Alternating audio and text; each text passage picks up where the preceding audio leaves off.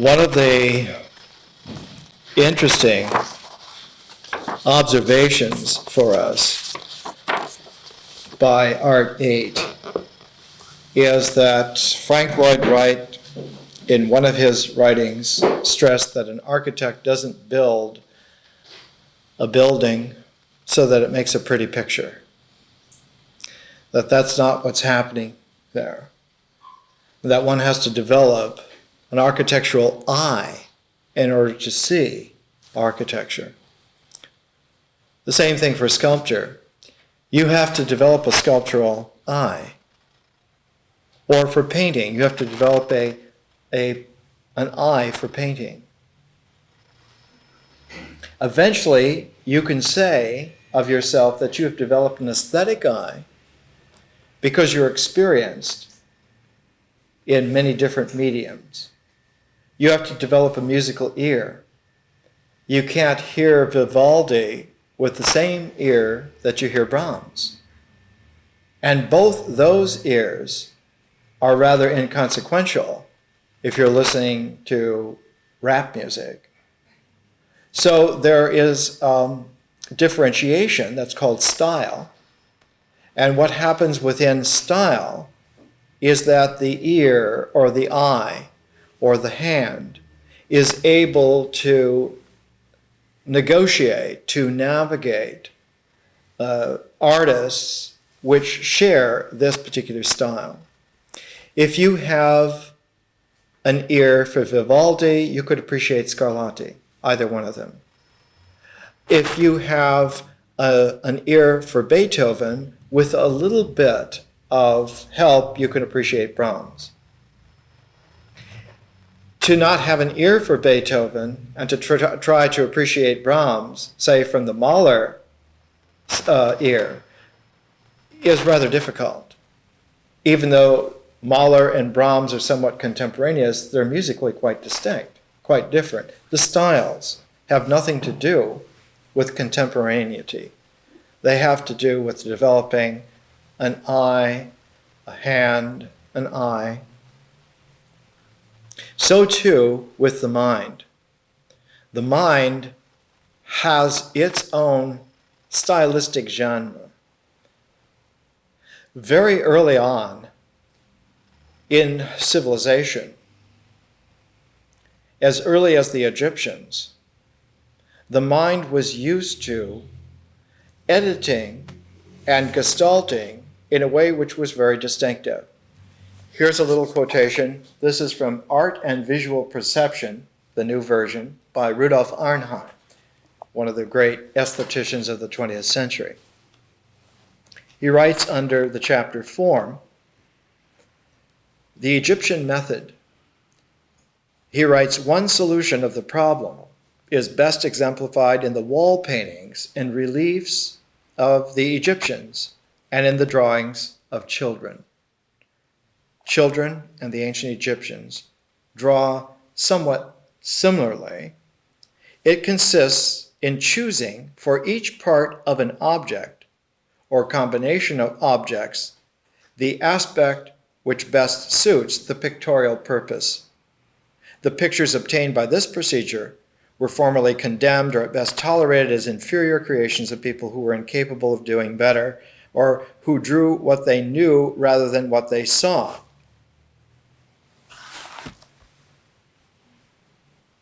One does the same thing in contemporary, say, photographic development with computers. You pick the best aspect. It may be from completely different shots. And you put them together so that the resulting pictorial presents in the gestalt the completeness of what one is addressing with the eye, with the hand, with the ear, with the mind. This capacity does have its polarity, and the polarity is very simple and very fundamental. The polarity has to do with mobility. When a contemporary child draws a human figure, when they're ready to develop beyond just the stick figure, the torso becomes a kind of a volume, like a circle. And the arms and legs and heads are appendages out from this target. Children 3,000 years ago, when they would draw human figures, they would tend to draw a triangular torso coming down to a waist with legs and arms and heads as versions, isosceles triangles coming out from them, or oblongs coming out from them, so that the human figure was characterized by mobility rather than by a target-like focus. So that when one looks at, let's say, ancient Egyptian figures, or contemporaneous with them, early Minoan figures, or even early Phoenician figures, one finds that the human form is characterized by a dancer's physique, that the human body is mobile. It has its mobility, and therein lies its essential experience. And its essence is then that image of mobility. Whereas in the contemporary world, the whole perception of what is essential about a human being, the experience, is somehow centered on this torso, this gut, this heart, this Manipura chakra, solar plexus, this Anahata chakra, that somehow the gut and heart together are the center of what the person is. And one sees this pictorially, one sees this visually, and it becomes a version of style, so that when one develops a hand, an eye, an ear, of no matter what, there's a bias coming in there. And the bias is always this egocentric quality. And so one can find even the most educated and intelligent of persons who are experienced over a broad swath of styles and medium, nevertheless have a bias built into the very structure of how they experience and how they see. This is a rather severe limitation, and its severity comes out because the largest resonance of a population of people with that kind of bias produces a self-destructive civilization. Because eventually, the interchange of people is not on the basis of a choreographical dance between two mobilities, two or more mobilities, but upon the rather confrontational bumping of dodgem cars, of these egocentric gut-heart dualities bouncing against others of that same structure and same ilk. And of course, that kind of confrontation, that kind of bouncing off each other, produces then a vibration of cacophony which simply dissolves any kind of cohesive gestalt that one could have. And civilizations die because of this. When Arnold Toynbee wrote a study of history over a period of decades in the early part of the 20th century, he surveyed 28 different civilizations that have existed on this planet in the past thousands of years, 27 of which were dead. All of them died of the very same symptoms. Toynbee characterized it in the last volume of Study of History. I remember when he was in San Francisco with KQED television for a week, making a series, and I was privileged to be there every day and sat next to Mrs. Toynbee and watched the great man and had chats with him and during lunch and afterwards, and I realized that he lived in response to the challenge that he understood. For he said, all civilizations have died of the same disease. They have all died of a failure of nerve. That there is a challenge-response coordination that is necessary for life and for development. And it's in the response that men fail, not in the challenges. The challenges do not overwhelm so much as the response underwhelms and does not meet the situation. The 28th civilization, our own, was on its old age death throes. This was in the late 1930s, early 1940s that he wrote this characterization, the reconsiderations in the late 1950s, early 60s. What we're talking about today in Art 8 has to do with these very large problems, with these artistic problems, with these human situations and problems. I want to take an example of sculpture for the moment. It probably doesn't seem possible, but sculpture was frozen in its presentational style for about 500 years, at least 400 years of which it proliferated in a very stodgy way that only added ornament to structures. Like in the Baroque, you had sculptures upon sculptures upon sculptures, most of it not sculptural at all, but attempting to imitate painting in some kind of three-dimensional way. The great figure that challenged that entire history of the art was Auguste Rodin. Rodin, who was born in 1840, died late in 1917, was the forerunner, clearly, very direct forerunner of Henry Moore. Henry Moore was 19 years old when Rodin died, and Moore immediately stepped in and for the rest of the 20th century simply kept up the pressure of creativity to reinstate sculpture as an art, to bring its health and viability back. It seems very difficult to us to think that with all the greatness of Greek sculpture, all the greatness of early Renaissance sculpture, that such a potent, viable art could for centuries languish. And yet, in the introduction to his original monograph on Henry Moore, Sir Herbert Reed wrote this: "The art of sculpture was for centuries enslaved by this naturalism," not by nature, but by a naturalism, another ism. This pinning down to a base, that's a hyphenated word, pinning down, this tacking down, getting it tacked down to some kind of a base, to a single line of ponderation.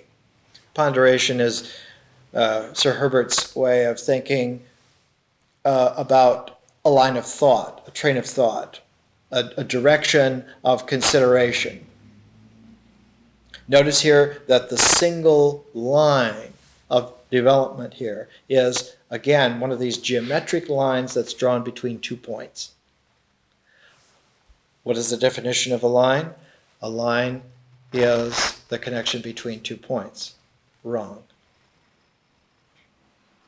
A line is a point when it moves. The vector that is described by that line is the movement of the point. And the point is a focus of no dimension. When one understands that the geometricity that's presented in diagrams is an opened up differential resonance of zero in movement, then you have an ability to at least understand and appreciate what could be real. Otherwise, you get caught in a tape loop that ends in the death of civilizations, in the jailing of human beings within their own incapacities. You end up taking shot after shot in sandpit after sandpit, and you never finish the fairways. It's as simple as this. The art of sculpture was for centuries enslaved by this naturalism, because it's a mistake. It's a mistake to put up naturalism for nature. One cannot put up anything for anything else without jeopardizing misunderstanding. And especially nature cannot be replaced by unnaturalism.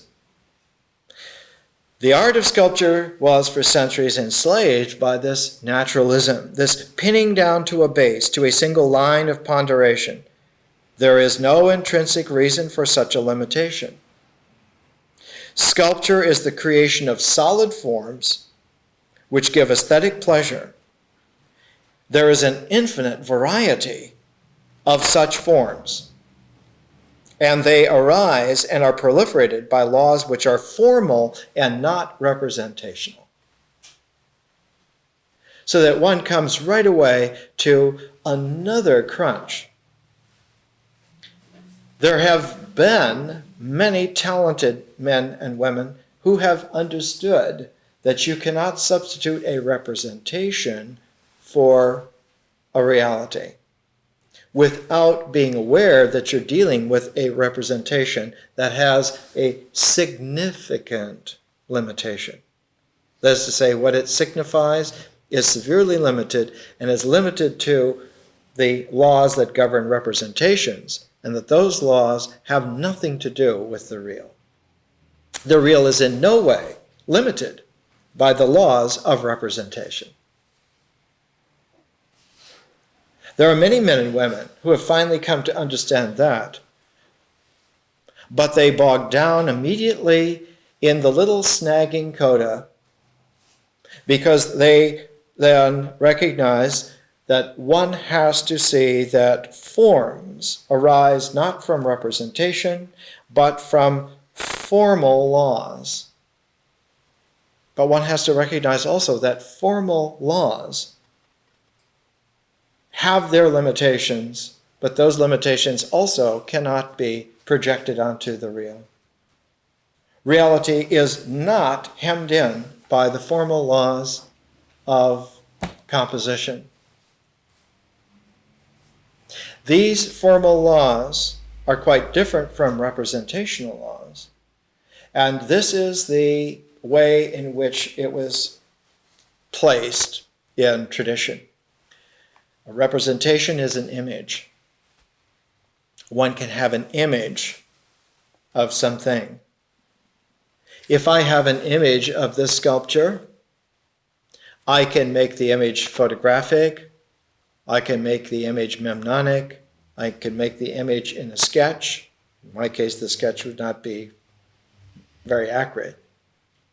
But these images that I make, the sketch, the mnemonic, the photographic, I tend to assume that they have some kind of equivalence to the object, that they approach a state of identification, and that the photograph is probably the clearest of all of these images of the sculptor.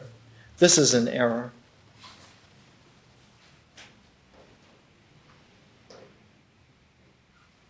This sculpture is of a three-dimensional, whereas the photograph is of a two-dimensional.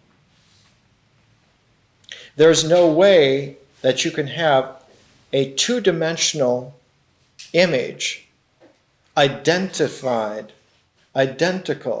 in a state of identity with a three-dimensional form.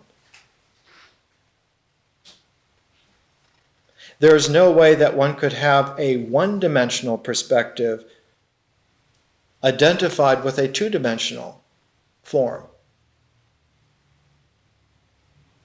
A one-dimensional line, which is self-avoiding in a three-dimensional context, is the definition mathematically of a knot. It is a universal process. A two-dimensional vector in a three-dimensional space will always describe an infinite extent of a vector. It will never have achieved a form because it will always be becoming, will always be extending. One tries to imagine this, one tries to photograph this, one tries to sketch this. You try to sketch it in perspective of going out. One tries to photograph and there's nothing to do. In the mind, one tries mnemonically to reconstruct this, and depending on your yoga, depending on your clarity of concentration, you can extend the line ever so far, and yet it doesn't make any difference because there's no way for a two-dimensional form to have any kind of formality in a larger dimension. In fact, there's no way that a smaller dimension has any formality in a larger dimension. One dimensions don't formally record in two dimensions in three, and a three-dimensional form does not record accurately in a four-dimensional continuum. And what we've seen in our education, by the time you get to the artist, by the time you get to the capacity of the human being, of the human person, to make art, you're dealing with at least 5 dimensions. You're dealing with conscious time-space. And so you have to have forms that are at least 5-dimensional before they even record. And this is completely different from the old-fashioned idea of identity. The old-fashioned idea of identity is based upon representation. It's based upon an error in thinking, which goes back, and one can ratchet this all the way back for thousands of years. And it's still with us. It's an everyday fallacy. And it's what forbids the great majority of people from enjoying art. It's what forbids civilizations to continue to grow and develop, and ends up as their death. Here's the whole quote from Sir Herbert Reed. This was written in 1944, the depths of World War II, so there's a social content here because it was happening. Reed wrote this in the London that was being bombed every day. About Henry Moore's sculpture, in terms of the 5-dimensional reality of conscious time-space that was trying to produce art under those conditions, and did.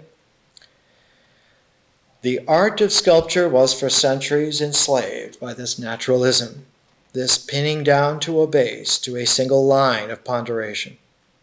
There is no intrinsic reason for such a limitation. Sculpture is the creation of solid forms which give aesthetic pleasure. There is an infinite variety of such forms, and they arise and are proliferated by laws which are formal and not representational. As in art, sculpture has nothing in common. Nothing in the history of art is so fatal as the representational fallacy. Nowhere in the history of art is that fatality so inevitable as in the evolution of sculpture. Repeatedly, the art dies of this disease. And as an art dies of this disease, so too in the larger resonance, the civilization dies of that same disease. That is to say, to have an adequate response to a challenge is not a question of having an identity between the challenge and the response, but of having an exchangeable quality of centering between elements that are in that same context. So that there's quite a difference between two people who continually bump into each other and two people who are able to dance together. The pas de deux in a ballet is an archetypal movement. The embrace of love, an archetypal movement. It's the very differential essence of what prismatically allows for a five-dimensional continuum to healthily develop and grow. Hence, a sculpture like Rodin's The Kiss, La Blessure, is an example of the way in which a sculpture not only is about a man and a woman in this blissful moment of meeting, but in itself is an archetypal sculpture about the very nature of the way in which art is healthy, of the way in which civilizations are in the loving, creative hands of the men and women who are making it. And Rodin was extremely formidable on this score. Incidentally, the old Rodin had as his personal secretary for a number of years the great poet Rilke. And Rilke wrote about a 100-page appreciation of Rodin's genius. And Rilke didn't appreciate many people as having genius. So when you have people like Rilke and Henry Moore looking at Rodin as a master, as a mentor, you can understand that this is really someone. There's a very French phrase about the kiss. Here's the description from Monsieur Léon Riotour. This was written a number of years ago. The figures are caught at the precise moment. Notice how French this is. The figures are caught at the very precise moment when the strategy of love relinquishes its weapons for a honeyed reed and tender words, when strength and grace, each one by the other at last, subdued, acknowledge their mutual abdication with their lips. It is only this, but it is all of this. It was a very French way of saying that an interchange is a secret exchange of selves,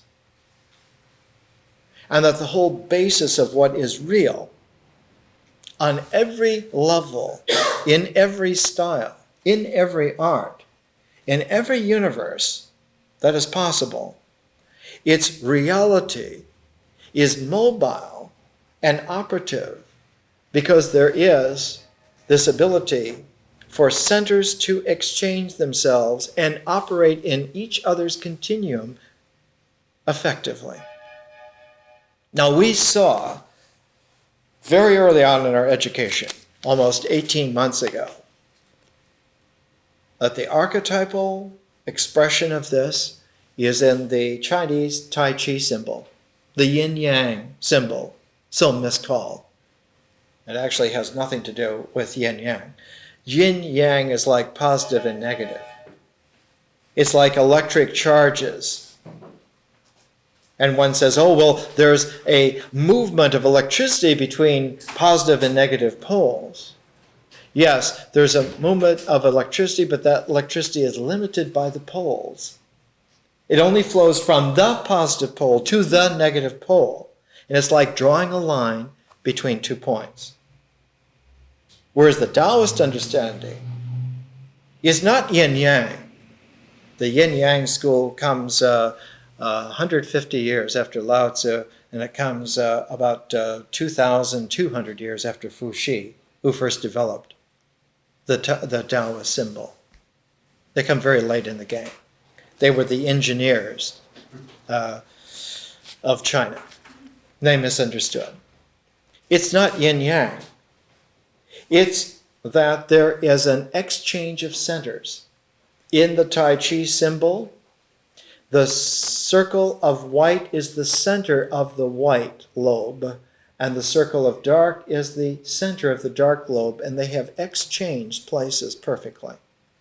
They work in each other's place as if they themselves were there.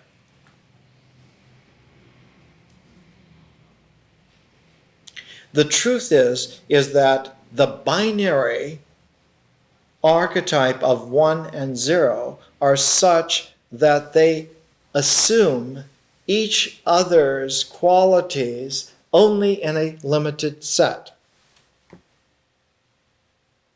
That's why one can characterize objective existence by the polarity of 0 and 1. But 0 and infinity are able to exchange perfectly with each other in any expression in which they occur, and the expression will function naturally with either one, with either 0 or infinity, at that juncture, at that focus, at that operative placement, as many times as you want to place them. You could write 1 million instead of 1 with 6 zeros, 1 with 6 infinities, and it would still be real. It's a very curious aspect. It seems at first that one is talking about a mislogic, but it's only from the perspective of a limited frame of reference that you would not accept a note that reads 1, comma, infinity, infinity, infinity, comma, infinity, infinity, infinity. But in actual reality, God accepts such a check very easily and will cash it for you any time, any place. What kills civilizations? What jails human beings? What diseases art is the inability to appreciate the mystery of this actuality. And that lack of appreciation shrivels the whole differential capacity. And you are left with, at best, half a world. You are left only with an integral cycle.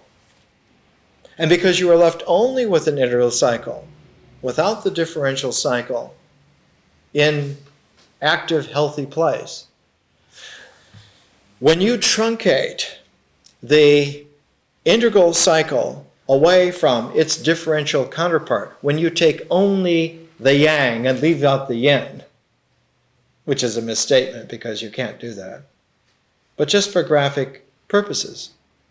If you take only the dark and you have no light whatsoever, there is no differentiation possible. If you have only the light and no dark, there's no differentiation possible.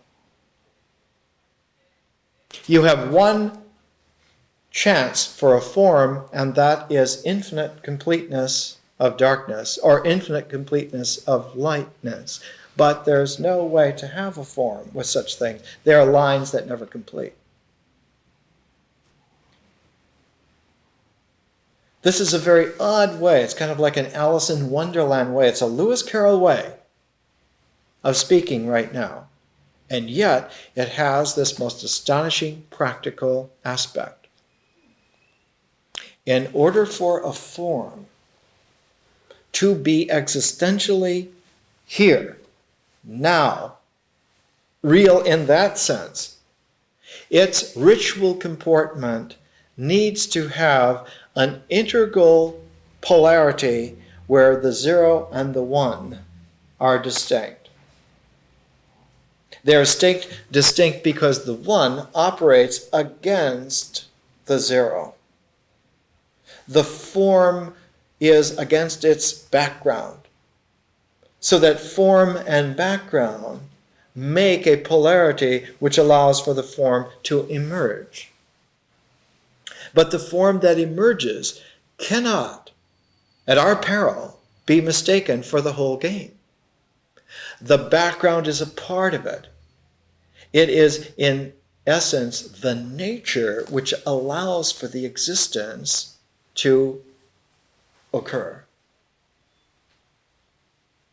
So the 1 of ritual existence occurs against the background, the context of 0-based nature. It is the artist who never forgets this, who respects nature. I guess because most artists recorded in history have been male, that nature has been characterized as female. one respects her, because even though she has no designated valuation which can be computed, the computations are always on a page which is made out of her grace. Though she doesn't enter into the computation, she's the very page on which they are made. That you could not write existent forms without the charitable beauty and grace of nature. So that the strength and grace that's here in this French description of Rodin, the masculine strength, the feminine grace, are only forms because they have that tandem capacity. And because they have a tandem capacity, they're capable not of identity, but of reconciliation. They are able not to become one, but they're able to become zero together. They're able to become infinity together. Two lovers do not constitute one being. That's like a joke from Aristophanes. Plato in the Symposium has a number of distinguished Athenians, including Socrates and Aristophanes and Alcibiades, all eating together, and they're all talking about love. And Aristophanes says, I have it.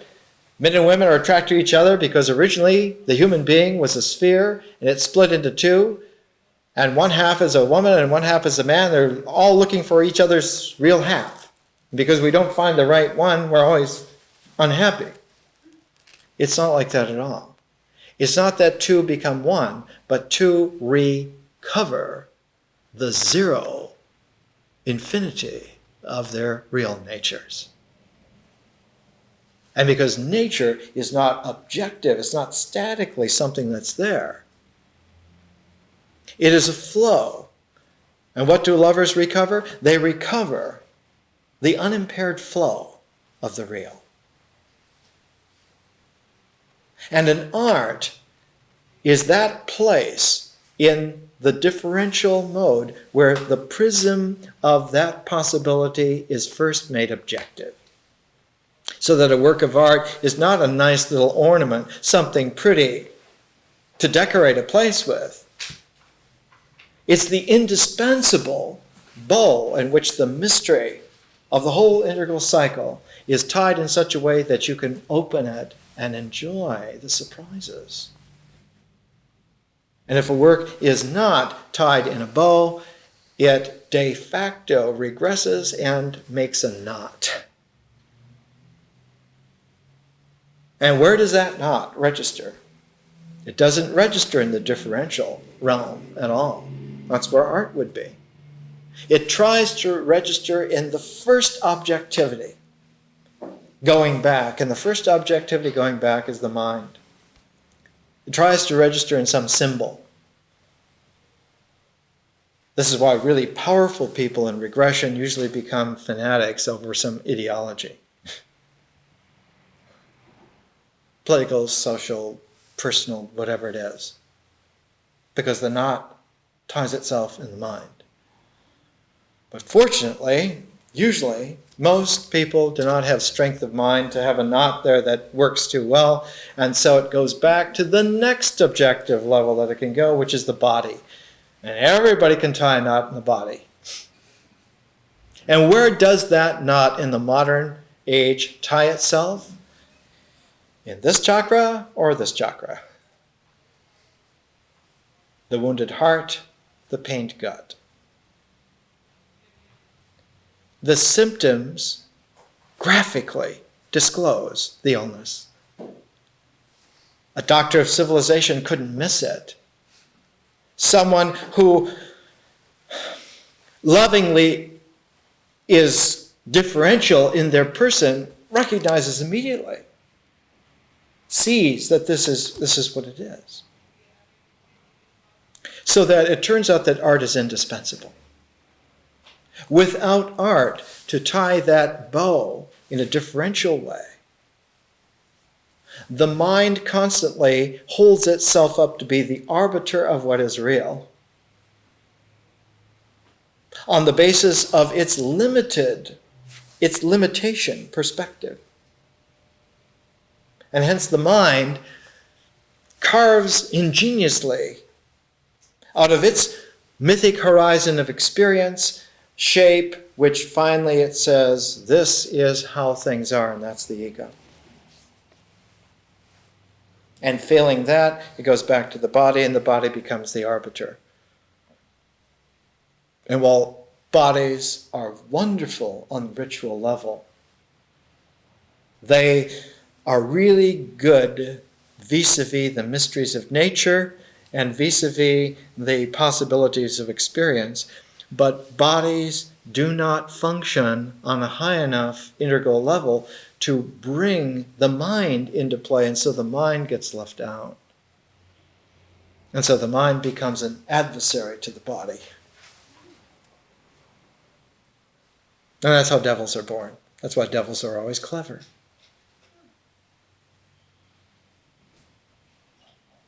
They may look terrible, but they're awfully clever. They look like Hieronymus Bosch animals that are gnashers, and yet they have this ingenious ability to know exactly how to get us, because they are us. And so we end up in this kind of a situation. The guarantee of not falling into that is the privilege and prerogative of art.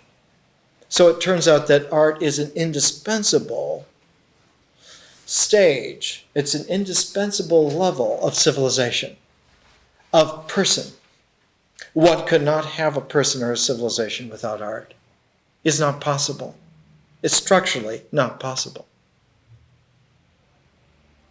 And art is the objective threshold through which we can finally glimpse that there is a real cosmos to inhabit. That just as there are two great forms that are there in the integral cycle, the body and the mind, there are two great forms in the differential cycle, the person and the cosmos. And that to the extent that the person is viable as a bow, which can be opened at any time, the cosmos then becomes an actual objective, not just possibility, but promise, an actuality, a promise. So the person, the artist, guarantees the promise that the universe, instead of being a mysterious flow that is somehow neutral to where we are, is able to transform into a cosmos that's very sensitive to who we are and invites us in to live on a vast scale which is real. Let's take a break and we'll come back. All of this concern about civilizations, about persons, about art becomes crucial when it comes to the next process that we're going to investigate just a month from now. And the next process is the most corrosive process in reality, and it is called history. And history is where our civilization and our persons and our education and all of it is bogged down. Here is a couple of paragraphs from our outline, from our pamphlet, Thoughts on History, just to give us a preview of why all of this, why take trouble for this, why puzzle this out. Thoughts on History. With a mythological horizon, one lives within language forms.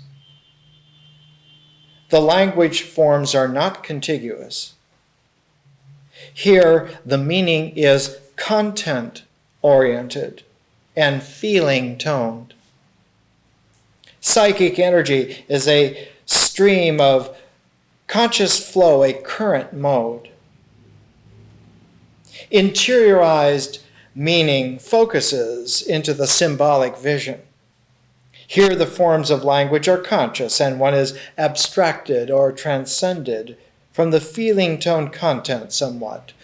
Deepen the integration, lessen the feeling content.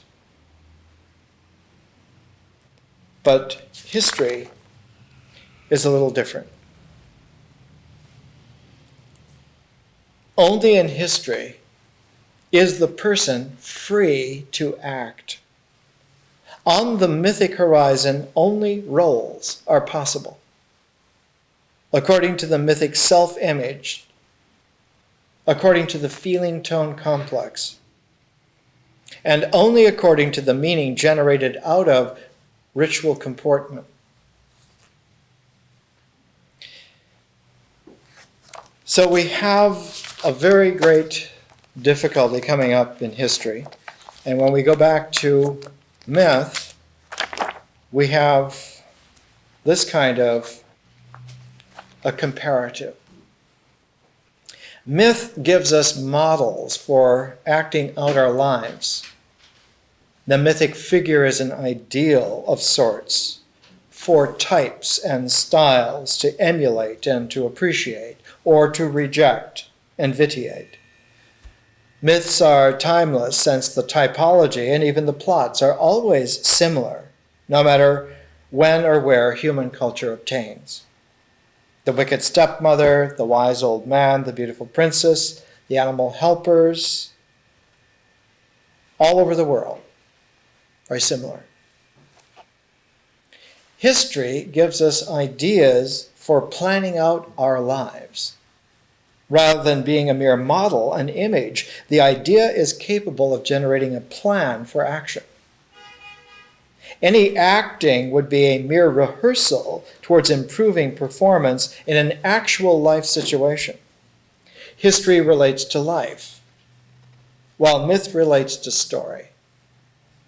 History develops a strategy for patterning life, where myth sensitizes us to types of scenarios.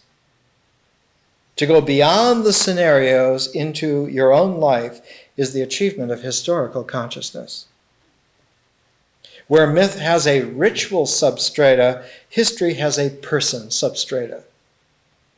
Historical sequences found themselves on the character of people, on their goals, their principles, or lack thereof.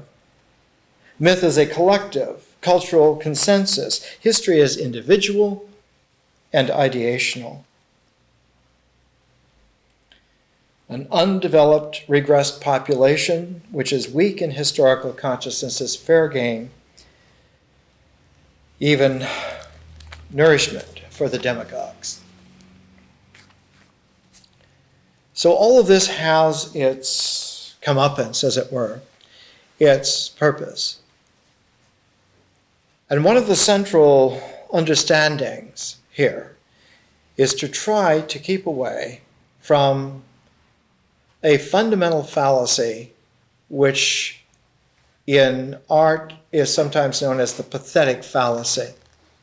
In aesthetic criticism, the pathetic fallacy is that in order to understand a work of art, you have to understand the way in which the intention of the artist was framed so that then you can get what they were supposed to do. That somehow you have to match your conception with the artist in an identity, and then you have it.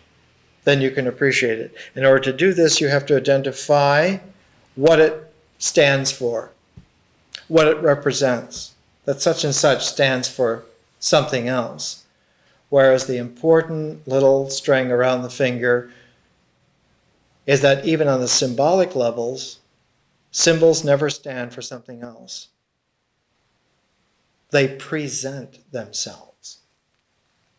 Emerson said, symbols inhabit rather than just represent. And we have to appreciate the inhabiting of symbols. They inhabit an inner world. They inhabit the mind, not a mental space so much. Not a mental space which is some kind of open-ended pictographic place where one just registers the images. The old form of understanding that was that somehow the mind is like a wax tablet that records images, and that these images are imitations, they're mimetic of objects in the real world, so-called. So that you have this kind of a model. You have the real world, which has things. Then you have images which are more or less clear of those things, which engrave themselves upon the wax tablet of the mind. So that you have to check whether your mind has the right wax impressions to the images and to the things, and you have to make this kind of an alignment. This kind of an alignment begs the whole question of the mystery of nature. That the mind's objects align with the objects of the images, align with the objects of the things themselves. Ritual, myth, and symbol all align because their objects form this nice line that you can draw a straight line through the alignment of these three objects. Is erroneous in at least three major ways. The first and most difficult one to appreciate is that nature is a process, is not objective. Nature is never there. Nature is always in a seething matrix of change, always mysterious. And it's out of that matrix of change that polarized possibilities rain out like existential sediment and become the things of the cosmos, become the things of the universe, become the atoms, become the molecules, become us, objects. But to confuse objects with nature is a very great fallacy. It's as if one used the material to sop up the mystery of reality. And now the material itself has that within it, and one doesn't need to pay any further attention to nature. It's trapped here. It's firmed up here. It's in Charles Dickens' Great Expectations, Gradgrind is the man who wants facts, only facts. Facts are the only thing that count. It's the only thing you can put on a ledger. All the other qualities are absorbed in that fact, in that existential reality. And this is not true at all. And the further that one goes into the integral cycle, the further that one goes into integration, the more that that's not so. And when you have the transformation from the realization that culminates always that integral cycle, and you go into the differential cycle of conscious dimensions, and of even further to cosmic dimensions, the real becomes at least six-dimensional or more. There's no way whatsoever that the limitations that you have inculcated are not going to cripple you and finally pull you back. It's as certain as gravity. There's no way that given those limitations that you can jump any higher than what physically you could jump. Whereas with differential consciousness, you can build kites and planes and spaceships and go forever. You're not limited at all. All of this comes back to the fact that nature is not absorbed by existential objectivity. Nature, though it can't be given a designation, a numerical, quantitative designation, nevertheless operates as if it were a zero which orders placement. So that the zero is important. The whole intelligence about using a 10 base to a scale is that one includes a zero placement already in one's calculations. The cardinal number sequence from 1 to 9 becomes differential by the time you get to 10, because 10 now occupies 2 columns. It takes 2 cardinal expressions to express 10, and 10 is a 1 and a 0. The difference between 1 and 10 is the difference of the placement of 0 in a calculation strategy where one has a new column, as it were, a new indexing power. So 10 is a power of 1. So that when one counts by tens, one counts by powers. You can write 100 as 10 to the second. You can write 1,000 as 10 to the third. And one can calculate very accurately on that basis. The zeros perform realistically in the indexing order, not just because it's a good idea, but because it is truthful to reality.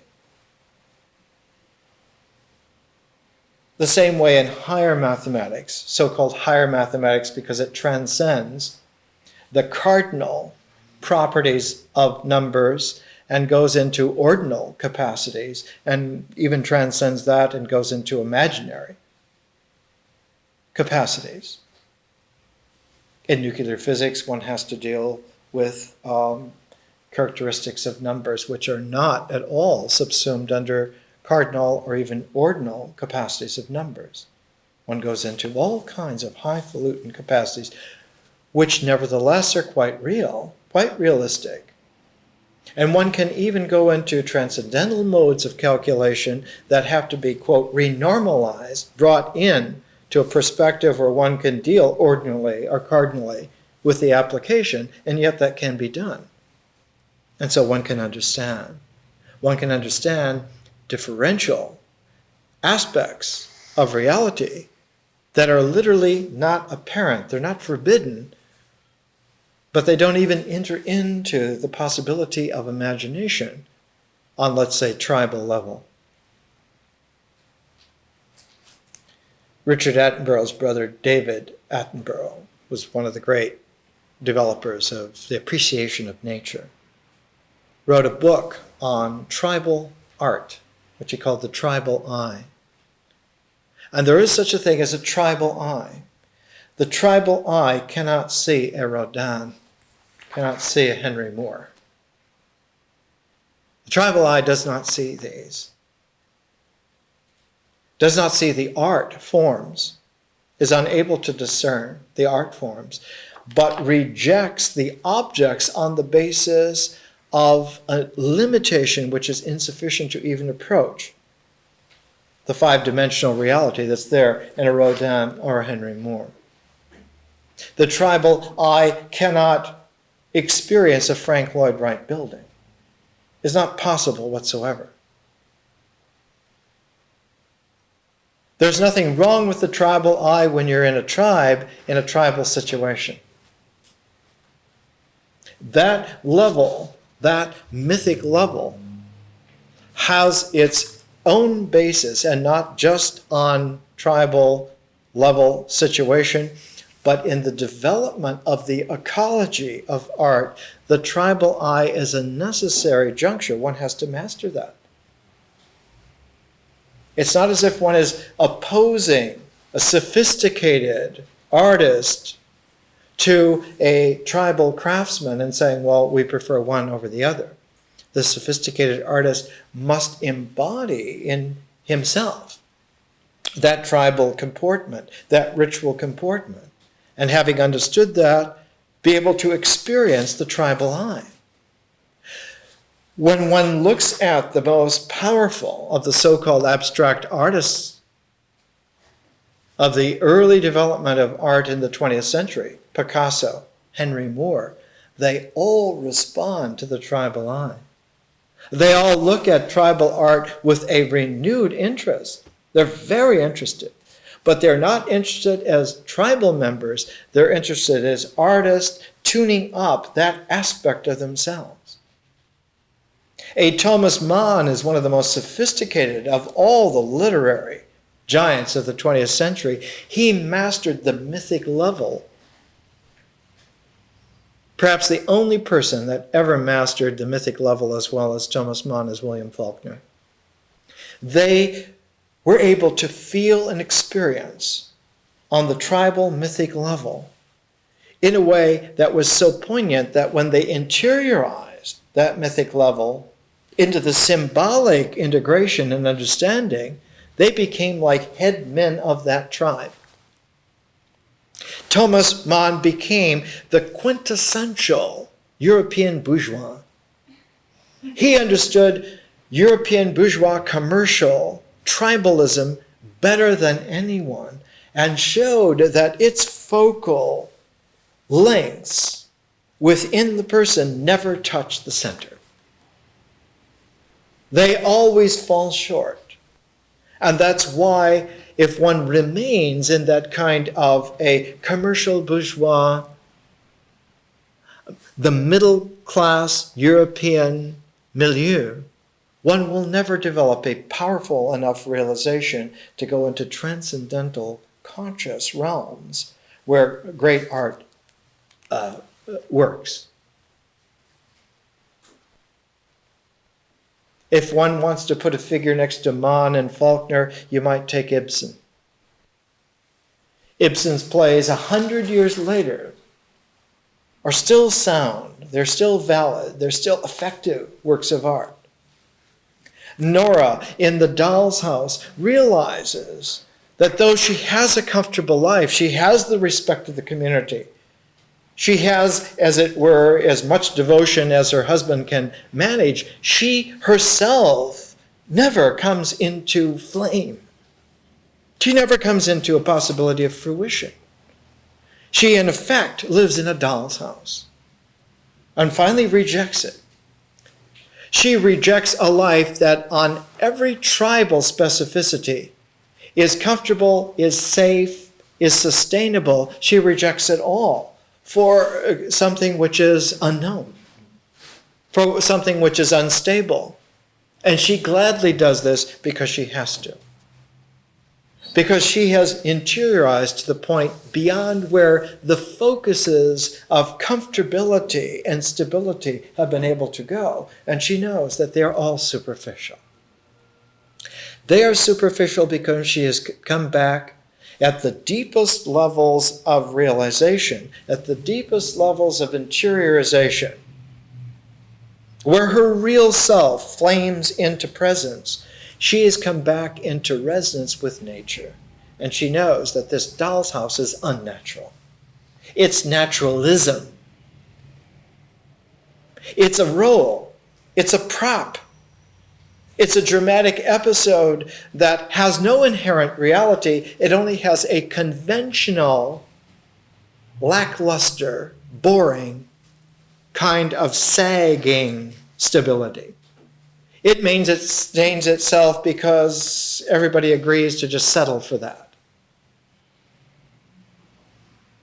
She knows that she cannot settle for that, and that any other human being who comes to a deep enough focus that their own presence flames into being will not stay there, will not be satisfied with it. And she intuits that the future men and women will not settle for this. In fact, men and women in other social circumstances do not settle for this. Even the primitive natives do not settle for this kind of prop, this kind of poor theater, this being put into a doll's house. That this is a childish and not a childlike quality.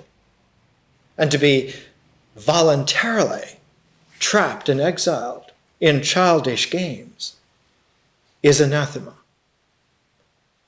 That one's deepest sense of presence will snuff out in that kind of airless atmosphere. And so Nora in a doll's house commits tribal suicide gladly. I will not live in this beggared prop-like existence. It has nothing to do with the mystery of nature, with the zero base of reality as it vibrantly makes columns of ordered indexing possible. We're always just counting up 1 to 9 and back to 1. We're never going to the next powers. And that those next powers are of indefinite extent. They're of a differential infinity. That zero operates infinitely. And it's this quality of realization in an Ibsen, in a Thomas Mann, in a Faulkner, in a Rodin, in a Frank Lloyd Wright, in a Henry Moore. It's this quality that informs the way in which the aesthetic is able to be sensitized to. We can tune ourselves literally to infinity. We can attune ourselves to that zero base, which is not a dead neutrality, but which is a vibrant indexing mystery. And that's the privilege of the artist. For Frank Lloyd Wright, this kind of archetype of the representational prism, he symbolized it as the box. The box for him was the way in which buildings were reduced down to a sagging, tribal, stage-like pretense. And the decoration of the box by a pasted-on ornamentation was something that he saw as, he characterized it in the language of the 1890s as Victorian gingerbread. It was just somebody cooked this up and schlocked it on. It was unnecessary. And yet, the way out from that was not initially to junk ornament. Not to say, well, we're going to start with clean slate. That was something that came another generation later, where you had architects like Mies van der Rohe. Well, we're going to have just plain planes. We're going to have the clean lines. But what were those clean lines of Mies van der Rohe? Those clean lines were bigger boxes, smoother boxes. A 40-story Seagram's building box. That's not it at all. How did an artist like Frank Lloyd Wright generate himself out of that? He took himself into an organic ornamentation. Louis Sullivan. The development of ornamentation not as glomming on from the outside, but from the development of taking an organic line of development and letting its filigree, letting its integral complications come into a resonance so that one then had a differential flowering. And when one looks at the early ornamentation of Frank Lloyd Wright's drawings, where he's apprenticing himself to the genius of Louis Sullivan, one finds that he begins to get a sensitivity to the way in which ornament in nature springs from a mysteriousness that carries its zeros with it. And when one looks at the complexity of a Louis Sullivan, Frank Lloyd Wright ornamentation, say around 1893, 104 years ago, one sees the same kind of cosmic filigree that one sees in, say, the Book of Kells, and those old Celtic illustrations of the New Testament. One looks at, say, a page from the Book of Kells. A famous page from it, the Book of Kells, is from the 9th century AD, from a time when classic civilization was clinging to its fingernails on the edges of rocks in the Atlantic Ocean.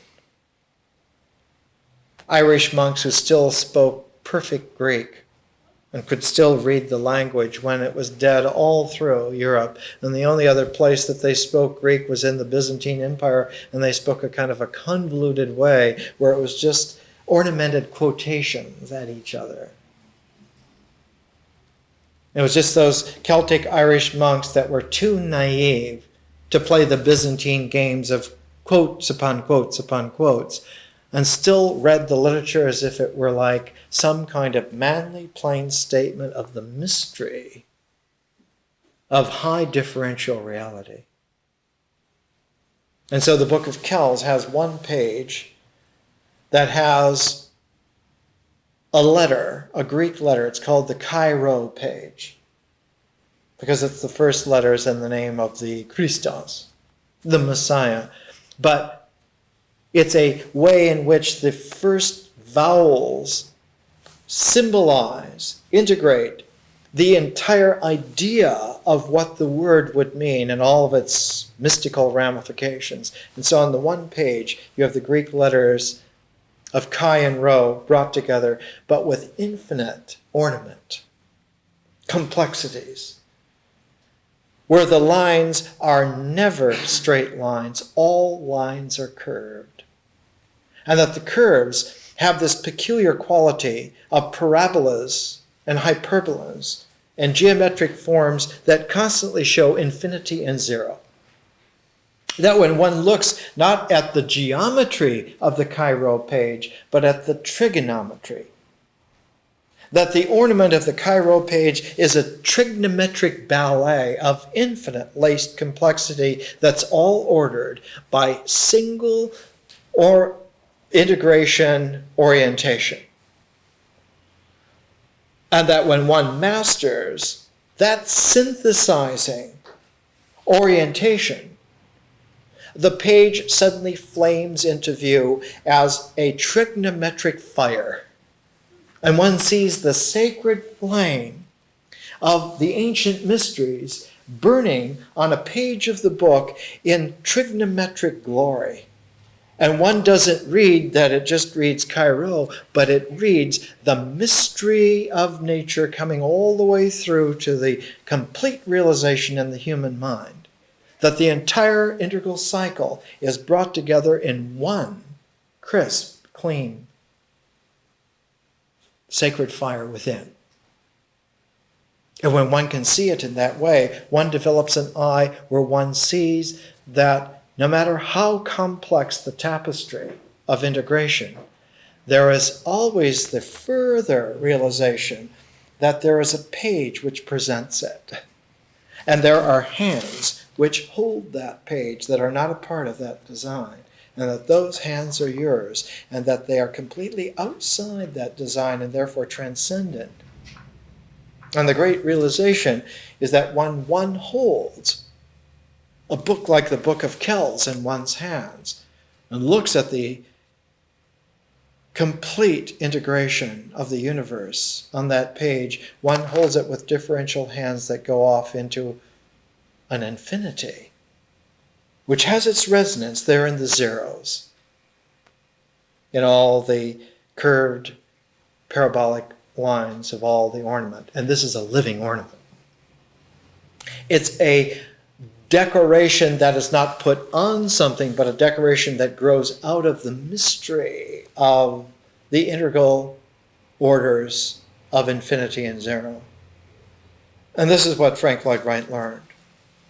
This is why he called Louis Sullivan his Liebermeister, his beloved master, not because he taught him how to build tall buildings tall. That's not it. Not because he could look at a Sullivan building like the Wainwright building and say, well, instead of having this gingerbread stacking of layer upon layer like somebody building a cake inexpertly, that one had this gorgeous line. No, it's more than that. All encapsulated in the phrase that Sullivan told Wright once looking over his drawing table. He tapped Wright on the shoulder. He said, Wright, behind every building you see is a man that you don't see, the architect. If you build the building right, a human being going through that building will recognize the architect. This is what architecture is about. Then one has an alignment that goes all the way through all of the orders, all of the indexing cycles of the complete unfolding of reality. And a building then does not stand for something else, but presents itself. And when it presents itself to someone who is presenting themselves, in themselves, then you have that ballet, that pas de deux of art. Then you have something that comes alive. And not only comes alive, but generates the objective springboard from which one can go into the cosmos. Then the cosmos is real. Then the cosmos is objectively there. At last, and only then, is it possible to be real. Up until that point, the cosmos is as hidden as any mystery of nature. Just as nature will not disclose herself. She keeps her zero emptiness discreetly and elegantly hidden until she herself bestows the grace of that favor. So too the cosmos keeps his infinite capacity disguised and hidden. One would never know. You couldn't imagine it because imagination does not extend that far. The farthest that imagination extends is to an interiorization approaching the center of your own interior. Because when you cross a certain threshold of integration, a certain threshold within of interiorization, images stop. They no longer record. It isn't that one is not powerful at visualization. You can keep perfect visualization. They just don't extend that far. There's an interior focus which is too fine for images and icons of the real to any further record. One goes down below the molecular level where the pixels of the images would record. One grinds finer than what the elements of the picture could sustain. One goes below the molecular, below the atomic structure. And refinement comes finally to that 0 point emptiness, that shunyata, that complete openness with nothing recorded. Nietzsche, in one of his lucid moments in between his final syphilitic madnesses, said, when the half-gods go, then God really comes. Will not be there on a cluttered stage of props. Has no purpose, no interest whatsoever in that kind of phony drama. Why? Even Ibsen would not inhabit such a stage. You would never find Mann there or Faulkner, much less God. Not showing up at all. Geez, our sacrifices, we followed to the letter. That's right, you followed to the letter. And what you got were the letters. Be satisfied and go home. There's no divine presence there. Whereas the magus of deep antiquity understood already 40,000 years ago that the sacrifice is not in the things that are put up, but in the gestalt interspaces that are generated by that. If Stonehenge were one solid rock, you wouldn't get the effect. Whereas, in a complement to it, at Ayers Rock, if it were not one solid rock, you wouldn't get the effect. It's not either or, nor is it even both and. One has to go into very subtle, zero infinite ballet, and then you get it. An art, a work of art, always conveys this. Let's look for a moment at Rodin's The Kiss. This was first done in 1886. He redid it in 1898 in an enlarged version, incidentally, around the time that Henry Moore was born. But in 1886,